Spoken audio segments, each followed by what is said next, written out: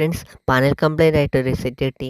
Panel repairable ആയിരുന്നു, കോഫ് complaint ആയിരുന്നു. ഇനി കഴിയില്ല, കാരണം കൊണ്ടുവന്ന വഴിക്ക് കസ്റ്റമറിൻ്റെ കയ്യിൽ നിന്ന് തട്ടി ബ്രേക്ക് ആയിട്ടുണ്ട്, ഡിസ്പ്ലേ പൊട്ടിയിട്ടുണ്ട്.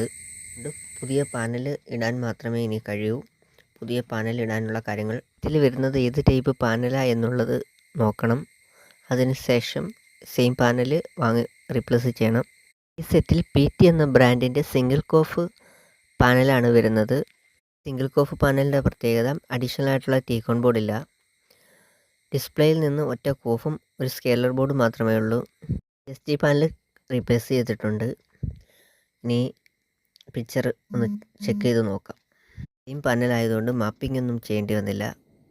ഓക്കെ ആയിട്ടുണ്ട്. അത്യാവശ്യം നല്ല പിക്ചർ ക്വാളിറ്റി ഒക്കെ ഉള്ളൊരു മോഡൽ സെറ്റാണ് ഈ തോഷിബയുടെ.